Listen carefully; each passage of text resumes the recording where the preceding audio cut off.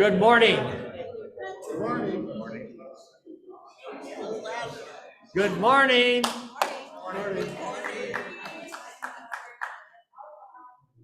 And welcome to all of you who don't normally come to Adult Ed on Sunday morning. As we always know, we always come upstairs for Dick. Anyway, I'm Todd Martin. Most people know that, and I'm not going to tell you any more about that. Also, most of you know Dick Rohrbaugh. Dick is a product of the United Presbyterian Church and his background, having done his doctorate at San Francisco Theological Seminary. I first met Dick about 1966 in Southern Oregon, when he was a pastor of a nice small church in Southern Oregon. And there he came to St. Mark at Lewis and Clark. From there, he went to be a professor at Lewis and Clark, from which he's retired.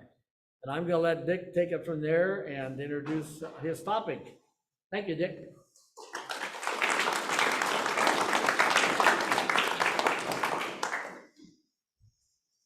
So good morning, everyone. I can't remember when the last class I did was, a couple of years ago. I said that was going to be the last one I ever did. I'm a little old to do this. I'll do the best I can, but the other thing that's inevitable, I've done so many of these at Westminster over the years, it's almost inevitable that I'm going to repeat some of the things I've said before. Of course, I know every one of you remember everything I said, but it's just part of the game. So what we're going to do today and for the next couple of weeks is talk about culture wars. They're a reality in modern American life in ways like were never true in my lifetime before. But in fact, culture war has existed since the human race has existed. It's in every culture on earth, in every period of human history. We are not alone today. Culture wars exist increasingly all around the world. It's occurring in Europe, it's occurring in Latin America, it's occurring in Asia, and so it's a reality over against which we as people of faith find ourselves in our life in the church. Moreover, the issues that exist in the culture wars in America are the very same issues that existed in the culture wars of the early Christians. There is one difference. Race is a major factor in the culture wars of modern America. It was not a major factor in the wars of ancient Greece and Rome. Whether or not it existed in antiquity, we do not know, but we do not have evidence of it. The culture war in antiquity was between different cultures, not so much between different races. But without one exception, early Christians faced every one of the other culture wars that we find ourselves in today. So we're going to look at them. Race, gender, immigration, borders. They had an urban-rural war just the way we do. Social and economic class, education, all of those were areas of conflict in early Christianity, just as they are today. Well, the culture war, though, was different, as I say, not in regard to race. The issue there was whether you're a Greek, a Roman, a Gaul, a Persian, a Cretan, whatever was the culture and language group you came from. That was the issue in antiquity more than the issue of race.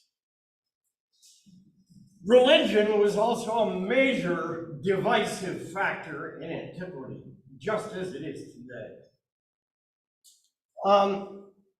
We think about religious conflicts between Christianity, Islam, Judaism, Buddhism, Hinduism, and so on. The religious cultural wars of antiquity were slightly different than that. I'll get into that the rest of the morning. But all of these were conflicts that the early Christians faced. Of all of the ones that they faced, the problem of religion and politics was probably the most difficult. That's the one we're going to take on today. Next week, we're going to deal with multiculturalism and immigration. And the third week, we're going to deal with gender issues. Those all exist today. They were the three biggest conflicts in antiquity, though not the only ones. So, what we're going to discover is that some of the reactions of early Christians were wonderful, inspiring, marvelous. Some of them were awful. Some of them were absolutely disastrous, and at least one of them virtually destroyed the church. So what I want to do in this is I want to look at what the issues were. I want to look at what the varied responses, both in Judaism and in Christianity, were, to see whether or not we can learn anything as we look at these same cultural issues in our own day. So that's the program for the next week. I was going to deal with 5 major conflicts. Don't have time. We're going to deal with 3. So today it's religion and politics. All right? But before we jump into the issue of religion and politics, we have to think about a backstory. Sort of the part of the landscape that impacted their response and has been a reality in the life of the church ever since day one. That's the issue we can label acculturation. What I mean by that is that, let me get the rest of this up here. Christianity was born in a different culture than modern America. Different time, but very different culture. And one of the realities that creates is that we have to adapt Christianity to a degree in order to not only understand it, but practice it. And that raises the question of how much adaptation we get before we begin to leave behind what we're trying to adapt. So, the danger is that we will so Americanize Christianity that what we're talking about today is not really Christianity, it's American culture dressed up in a Christian vocabulary.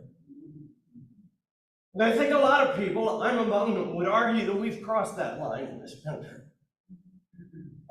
If I was a little younger, I'd do a class on the way we have Americanized Christianity. And some of it you would find shocking. Next year.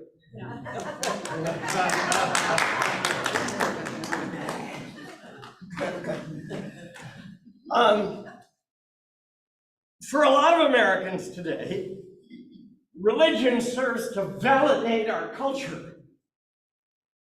And in fact, Christianity and Americanism have married to such a degree in this culture that for many parts of our culture, many folks in our culture, the words Christian and the word American are almost synonymous. Wouldn't surprise you when you think about it that that's been true in almost every culture in human history. That is to say, not only did we Americanize Christianity, Germans Germanized it. And the French have French and, what's the word, Frenchize?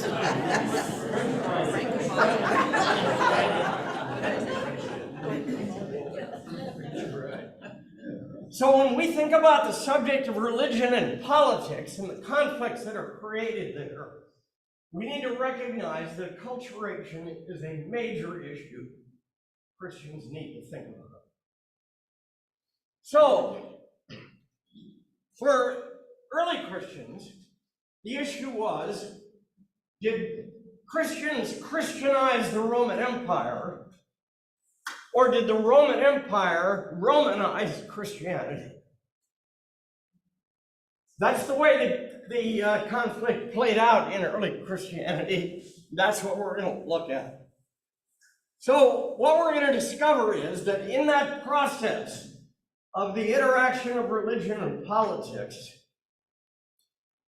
many Christians found themselves on the outside. created conflict. And they developed a whole series of strategies for how to deal with that issue. And as I said, some of them were truly inspiring. Some of them were a god-awful disaster. One of them virtually destroyed the church. So that's what we're going to do. We're going to, well, that was all the ones I was going to do. We don't have time. So I'm going to deal with religion and politics today. We're going to deal with cultural immigration next week. And we're going to deal with gender the third week. So let's get started on religion and politics. Now to do that, we need to think about how religion functioned in the ancient world. This is a major difference between the situation of early Christians and modern Americans. In modern America, religion is a sort of a described or confined area of life. We think of it as a sort of a separate phenomenon from the economy or party politics or education or whatever. It's sort of a discrete phenomenon. That did not exist in antiquity. In antiquity, there were only two kinds of religion: political religion and household religion. And there was no separation. Therefore, religion was never a discrete phenomenon you could talk about as something in and of itself. So, because this was true, what it meant was in antiquity, if you adopted a new religion, you were adopting a new political group and or a new household, or both. There was no such thing as remaining in your current household and in your current political position and adopting a new religion. That was not possible. That is possible in the United States. It was not possible in antiquity. Anybody in antiquity who tried to adopt a new religion but remain in their old household and their own political position was thought to be a traitor. That caused no end of difficulty for early Christians. And that's one of the things we're going to look at today. Now, it would be an understatement to say that the ancient world was religious. It was intensely so. And in fact, Roman people believed that the gods had created Rome, the gods had prospered and protected Rome, and it was the gods who gave Rome their sense of psychological security. Shrines were everywhere. They were in the marketplace, they were in homes, they were on the streets, they were in public squares, they were in buildings. Everywhere you went in the ancient Roman world, there were shrines available for public celebrations of the gods. So, also very prominent among the religious, what shall I say, artifacts of antiquity was the emperor cult. The Romans divinized the emperor when he died. He now became a god. Each subsequent emperor was divinized at death until the year 96, when Domitian, the emperor that year, declared himself to be a god while he was still alive.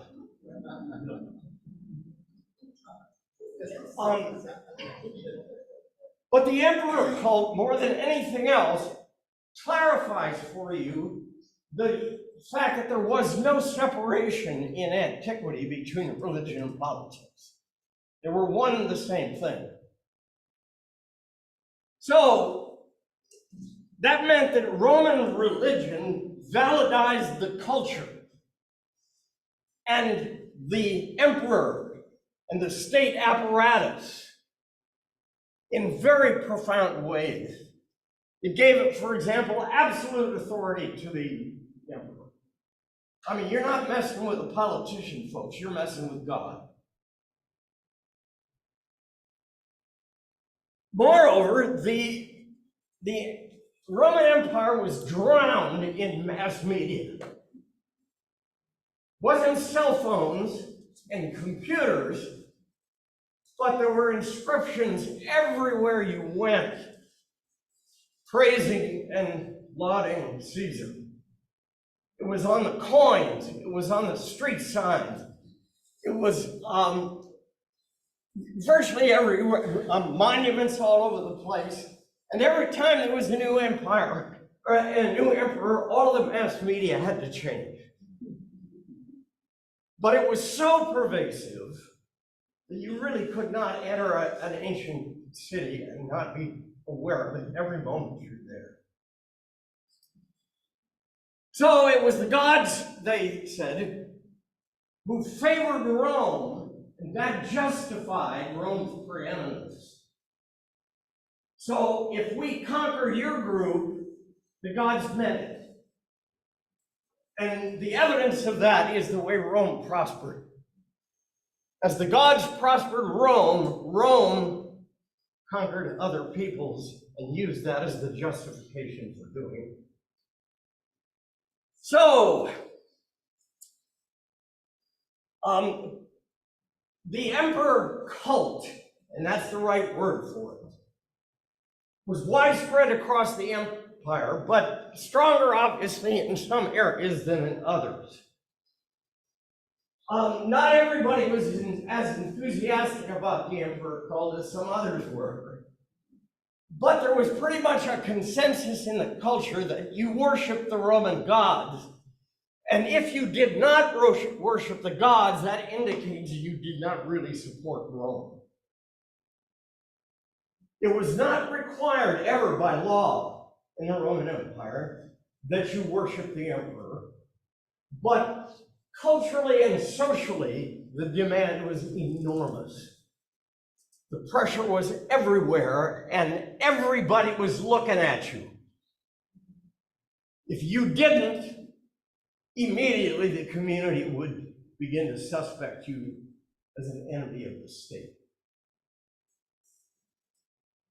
So that kind of political religion was true of every culture in antiquity, everyone. It wasn't Roman, the Caesar being God, it was Egypt and the Pharaoh was God.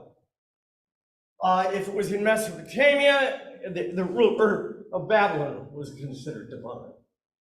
So political religion of that kind that demonstrated that you celebrated, you demonstrate your loyalty to the group, was a political reality in which early Christianity emerged. So, what are Christians going to do?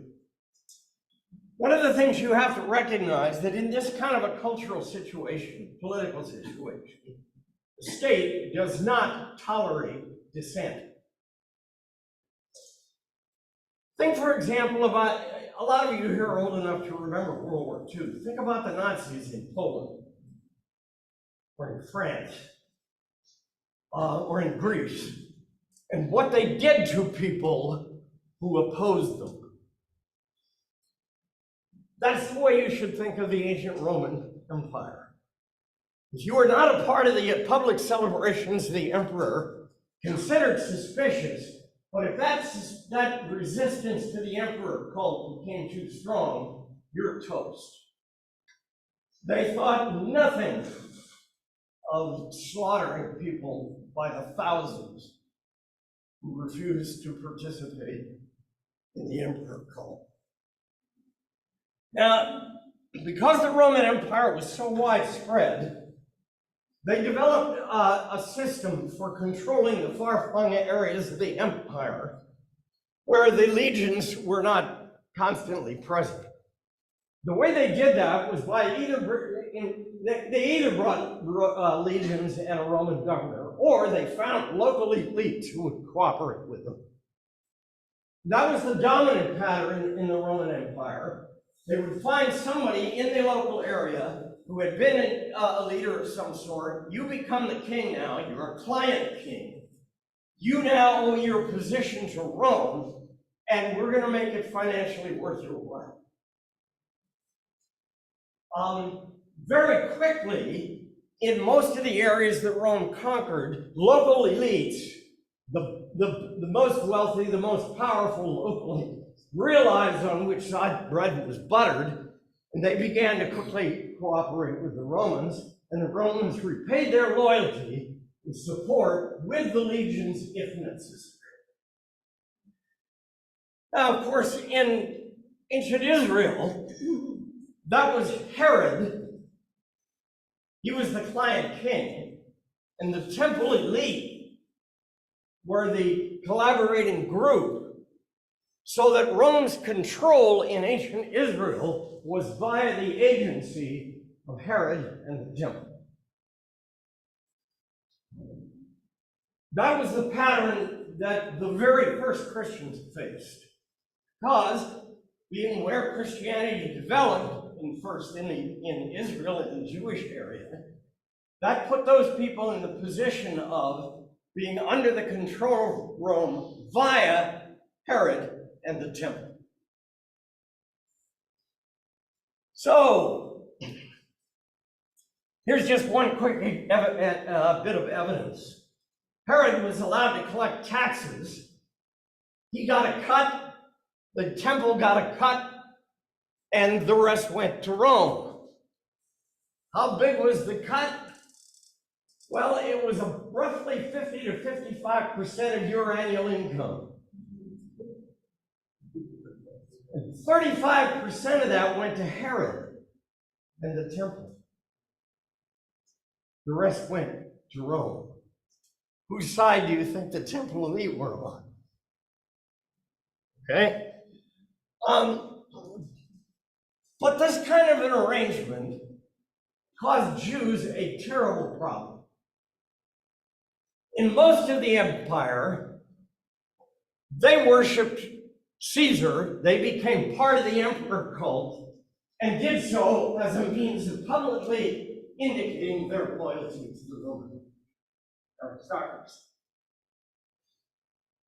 But Jews were not about to pray to Caesar. That so violated their religious beliefs that I'm going to tell you a little more in a minute about some of the problems that created.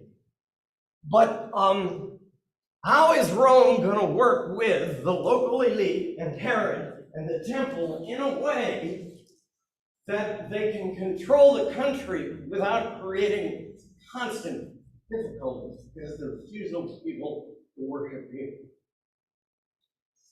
Well, the temple elite worked out an agreement with Rome. They got Rome to agree to a system in which they would never pray to Caesar, but they would pray for Caesar. And to make the whole arrangement public, they would daily do sacrifices in the temple in Jerusalem on behalf of Caesar.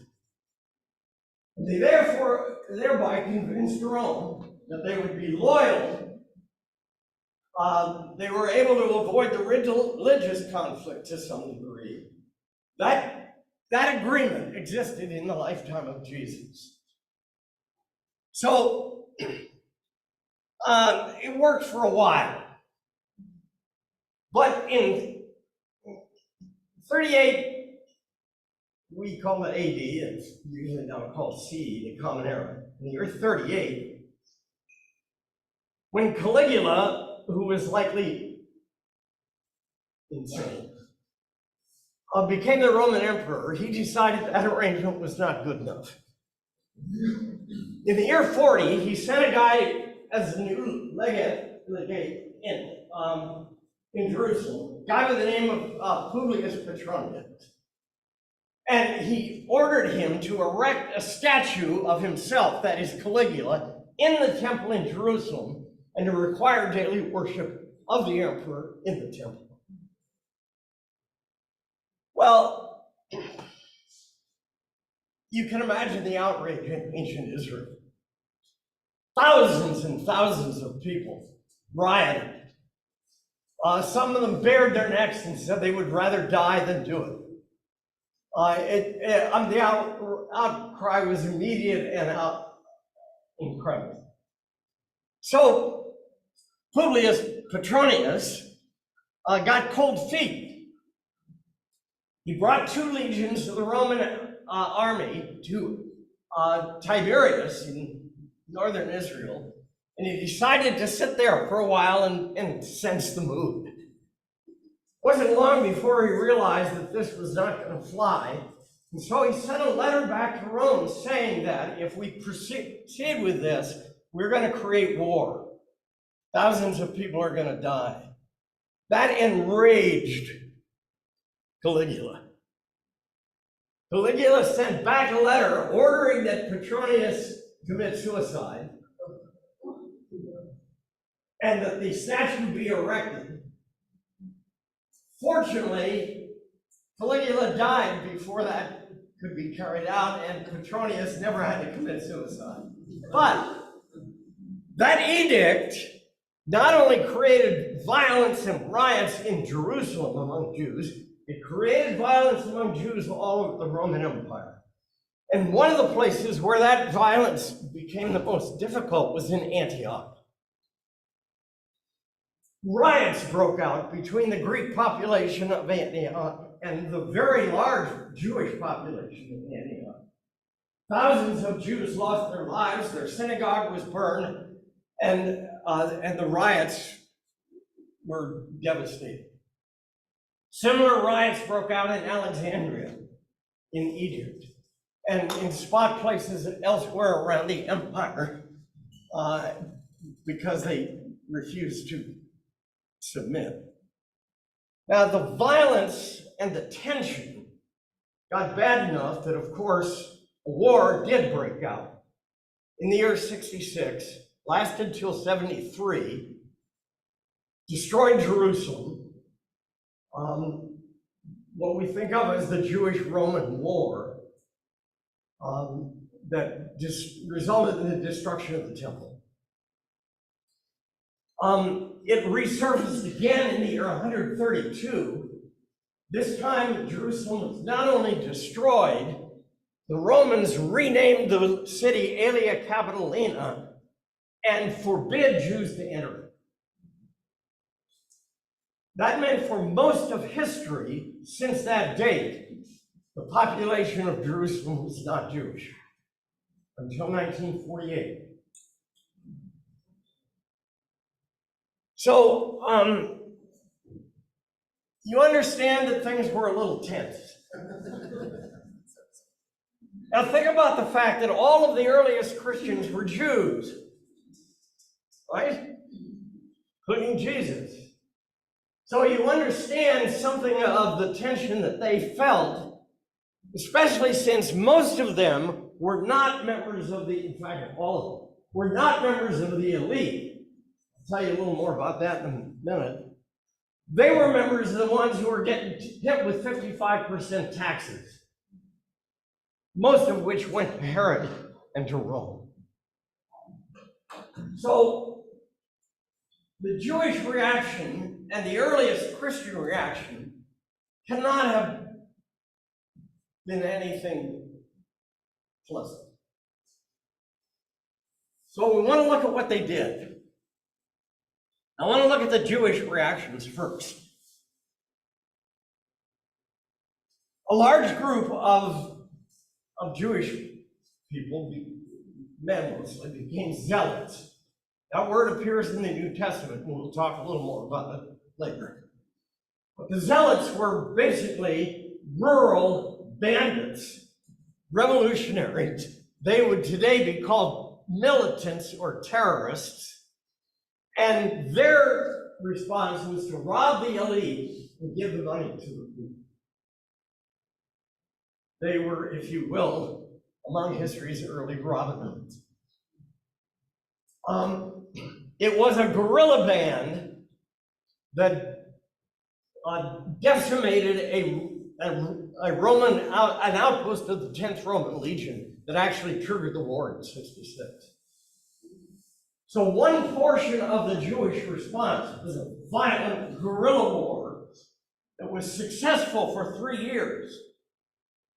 When the Zealots eventually regained control of Jerusalem, what do you suppose the first thing they did was?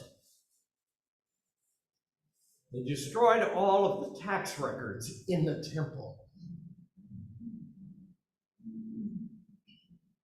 So one reaction was violent guerrilla warfare. The second group were the Essenes. I don't know if you've heard much or read much about the Essenes. They're the folks that produced the Dead Sea Scrolls. The Essenes were a Jewish group that retreated to the desert. They formed a kind of monastery-like existence. And there, in a communal life together in the desert, they decided to hunker down and wait it out. And their hope was that the Messiah would return and turn the tables and restore the Judaism that they knew. So retreat to a life outside society was one of the responses. Another response was the Pharisees. Now they're often criticized in the New Testament, but actually I think the criticism is not totally warranted. What the Pharisees were trying to do in their fanatical keeping of the law and the Jewish tradition is they were trying to retain their Jewish identity. That was their way of responding to this, was to retreat into their culture and their religion in a way that isolated them from Roman domain. Didn't work, but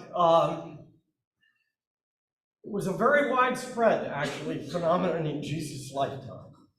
They got a little anal about it. Jesus is a little critical of that.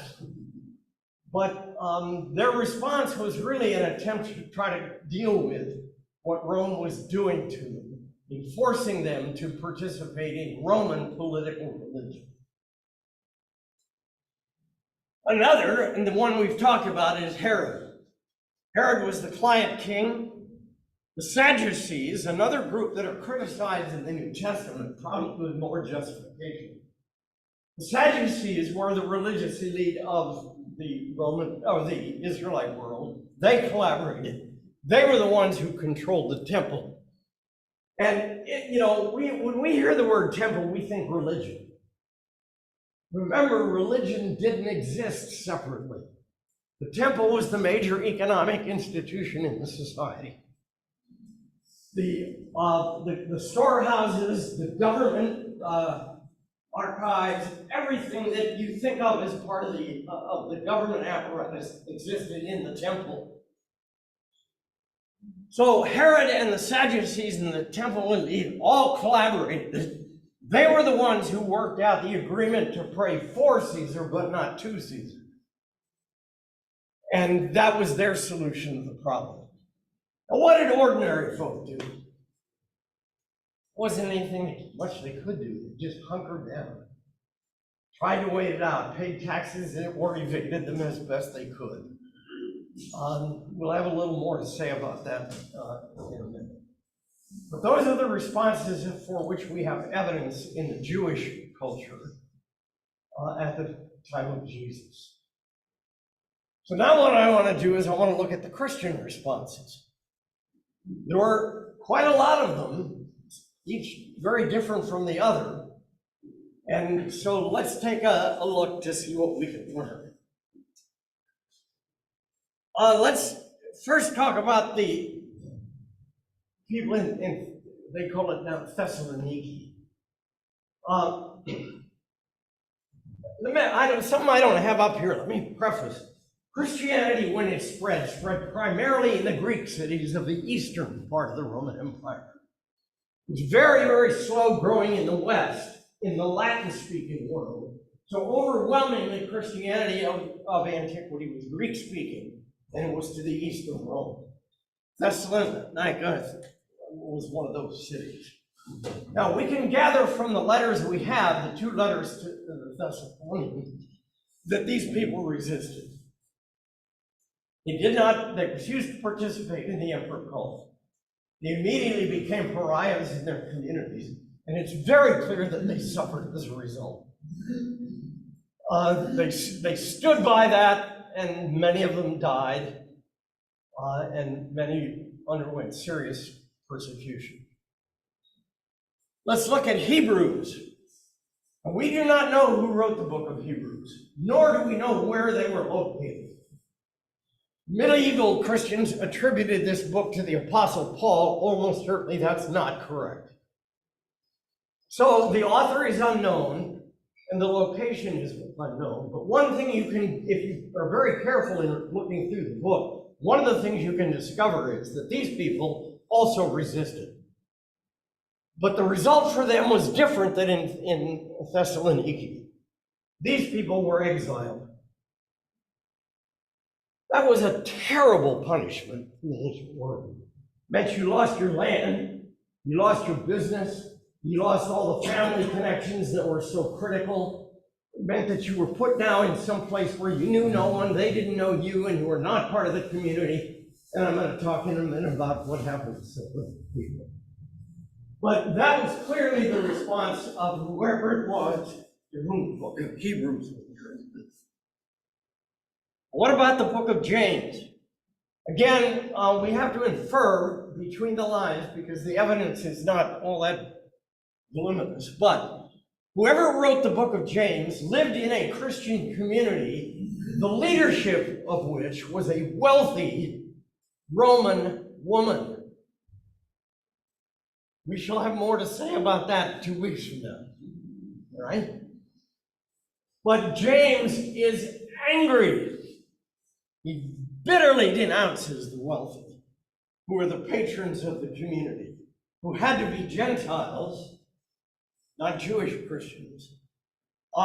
He's angry at them not only because of the way they exploited the poor, but because they treated them like dirt. He talks about the ones who hire people and don't pay the wages. Ever hear of that? So the reaction of this, we don't know who actually wrote this book. Now the folks in Galatia had a somewhat unique reaction. Remember, we're in the Eastern Roman Empire, we're in Greek-speaking areas. These people are not native Romans, but they're under the control of Rome and its system. Many of them originally, of course, were Jewish Christians. I'll say more about immigration next week, but more Jews lived outside Israel in the first century than lived inside Israel. In other words, they had scattered throughout the Roman Empire. And so the Jewish Christians who lived in Galatia, they lived under the protection that they could pray for Caesar, but not to Caesar. What about the Gentile Christians as Christianity began to spread among the Gentiles in Galatia? What they did was have themselves circumcised, became, if you will, imitation Jews, and hence lived under the protection of being able to pray to Caesar, but not, or for Caesar, but not to him. Paul angrily denounces this in our book of Galatians in the New Testament. It was phony, it was hypocritical, and he calls it exactly that. Moreover, it didn't last very long because the Romans caught on. During the reign of Tiberius, just after the lifetime of Jesus, the Roman Senate passed a law that anybody who was Gentile who was circumcised should be executed. Now that drastic a penalty makes you realize that the Romans understood what game these people were trying to play. It was not a successful strategy, let's put it that way. Okay? Well, now what about the book of Revelation? The book of Revelation is as angry in response to Roman political religion as you can imagine. We got a lot of people now today who think the book of Revelation has something to do with the end of the world. It does not. Nothing. Zero. It has to do with what this author imagines as the end of the Roman Empire. And as far as he was concerned, the bastards could all go to hell. He imagines a day when Rome is burnt to the ground, fire and brimstone. And all of the merchants who cooperated and all the client kings who cooperated could go right to hell with them. So it's John, we don't know who the John was, that's the name. We don't know who he was that wrote this book. It was not the disciple John. But he had been exiled to the island of Patmos and imprisoned to hard labor in the rock quarries. You understand his reaction to Rome isn't going to be positive. What about the Gospel of John? It's also clear that the community of the Gospel of John resisted. You all are familiar with the title for Jesus, Son of God. Are you aware of the fact that is not a religious title? That's a political title. If the Caesar who died was a god, what's his son? Son of God. Only two people in antiquity were ever called the Son of God. The son of the emperor and Jesus. But what does the Gospel of John say? The only begotten Son of God. The point is to hell with Caesar and his son. Think about the doubting Thomas episode in the Gospel of John.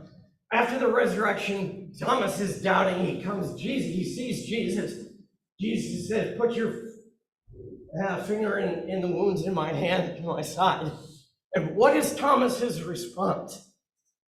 He looks at Jesus and he says, my Lord and my God. Where did that phrase come from?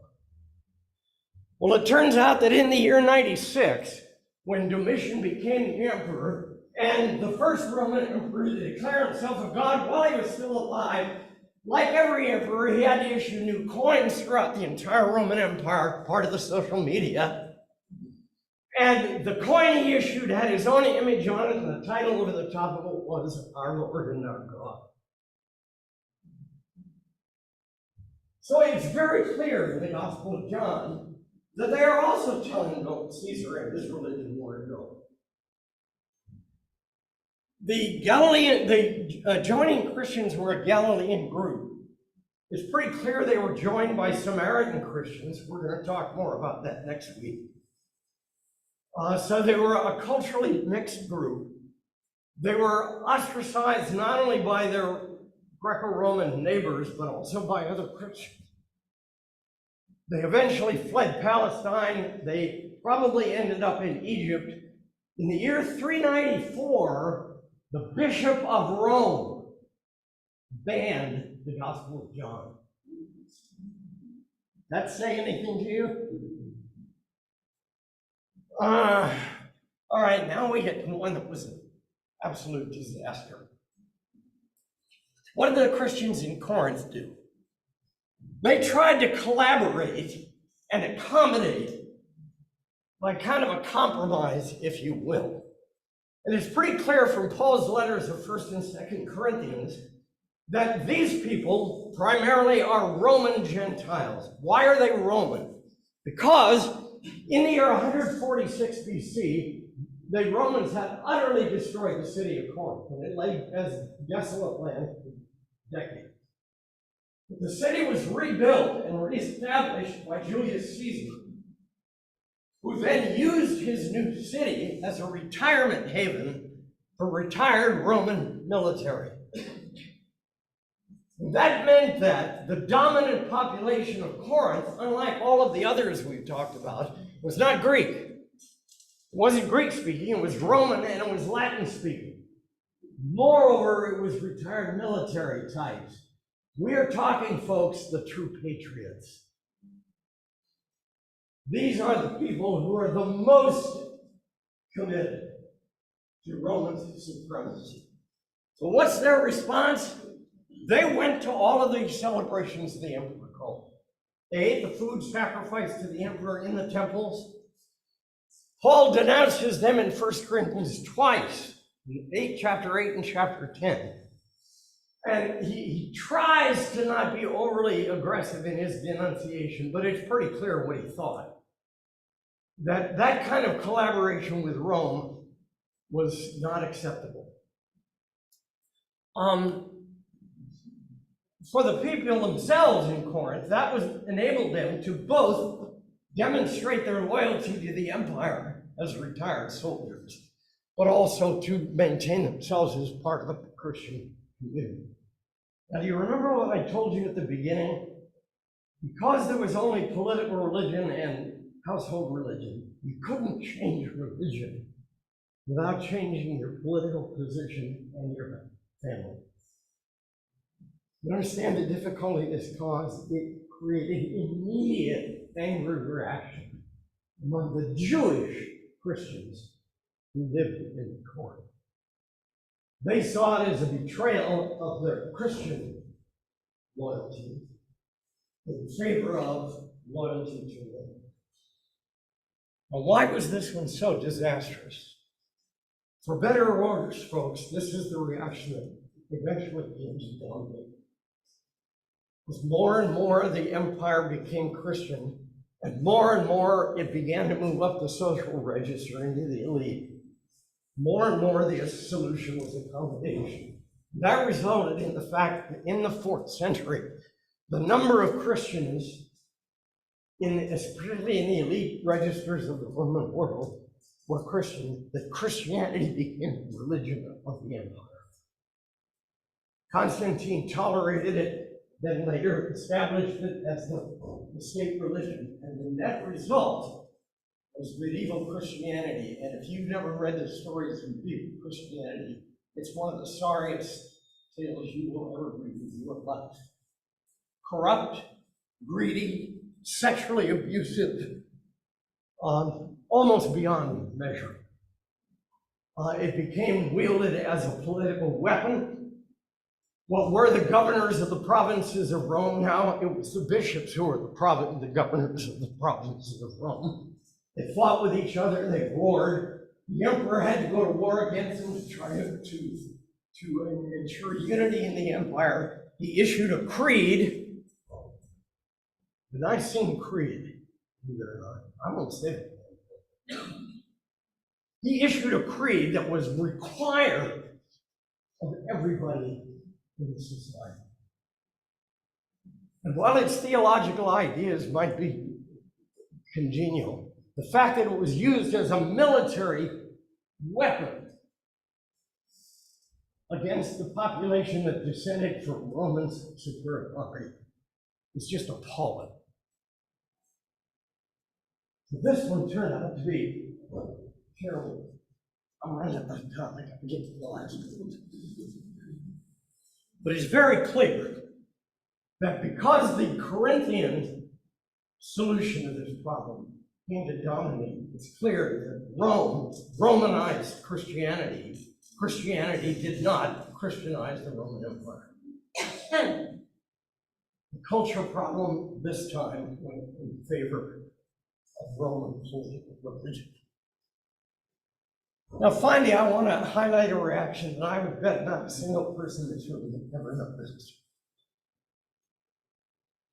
There's a story in the Gospels, very clear in the Gospels. The Romans, together with the temple elite, killed Jesus.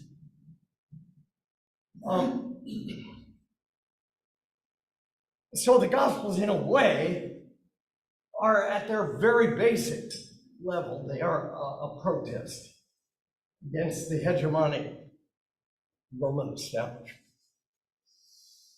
But there is in Luke a text that is quite startling. Have you ever looked at the list of disciples of Jesus in the 6th chapter of Luke? Has anybody ever heard a sermon preached on this? I haven't. But we don't know a whole lot about who these 12 people were, but we know about some of them. And what's embedded in this is shocking. Let's start with Peter, Andrew, James, and John. Anybody know what their occupation was? They were fishermen, right? Who controlled the fishing industry? Tax collectors. Tax collectors took 35% of the catch off the top. They distributed a portion of that to Rome and the rest to themselves. Moreover, because to get to be a tax collector in Rome, you just bid, I want to be the collector of this area, I'll bid $100 million. Rome says, not enough. You bid 110 million, you got the job. In other words, the more you bid, the more likely you were to get the job, the more you were actually indebted to Rome. Tax collectors controlled the fishing industry. You can imagine their attitude as early followers of Jesus. Now, the next one we want to look at is Matthew. What was his profession? He was a tax collector. I mean, that SOB is the ones that Peter and Andrew, James and John would have hated his guts, you would think. Moreover, the evidence is that he was a tax collector at the Sea of Galilee, which is where the fishing industry occurred. Right? Who's the next one? Simon, who was called the Zealot. You remember what the Zealots did? They were the guerrilla terrorists that eventually started the war against Rome. How do you think that Simon the Zealot felt about Matthew? And then there is Judas Iscariot. That word Iscariot is puzzling. People used to think it was a derivation from an Aramaic Ishkariot. That would mean a man from the village of Keriot. There is no village of Keriot, never has been. So there's something wrong with that derivation. But more recent scholarship suggests that the derivation of the word Iscariot is derived from the Aramaic word Sakari. The word would mean Sakari man. Sakari is the Aramaic word for dagger. And the group, the Sakari, got their reputation as being assassins who assassinated Jews who collaborated with Rome. How do you think Judas Iscariot felt about Matthew? I wonder if Luke knew what he was doing here. I don't think so. I don't think he realized the implications of what he had just written.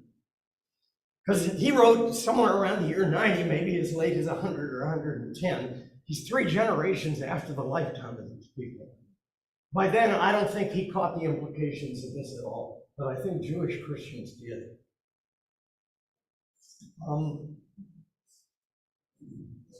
I've never heard a sermon on it. It's an astonishing statement, because it implies that the very earliest Jesus group included every one of the warring functions. That's enough, folks. We got 5 minutes for questions. You understand that political religion is a problem. People today worry about the evangelical religious right and the breakdown of church and state being a threat to democracy. Let me tell you, it's a threat to the church. It's what led to the medieval church that was truly one of the most corrupt organizations on the planet Earth. Questions?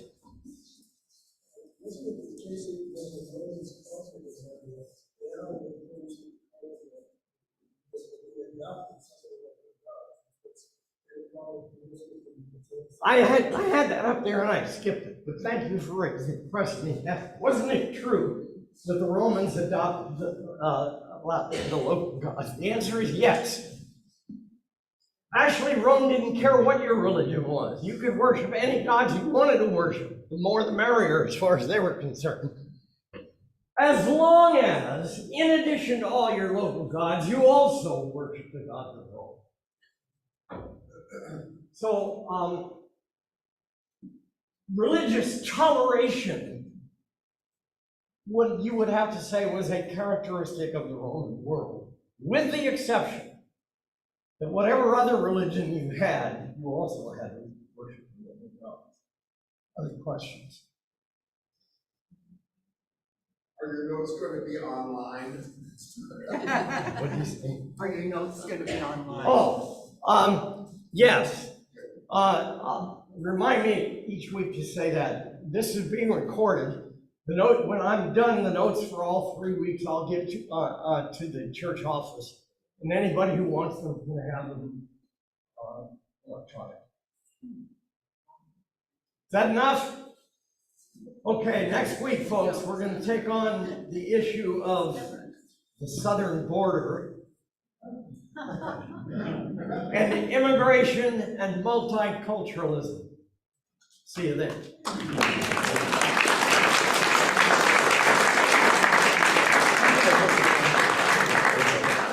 You can note that we also have material for 2 more years of lectures. You set us up, Dick. Oh.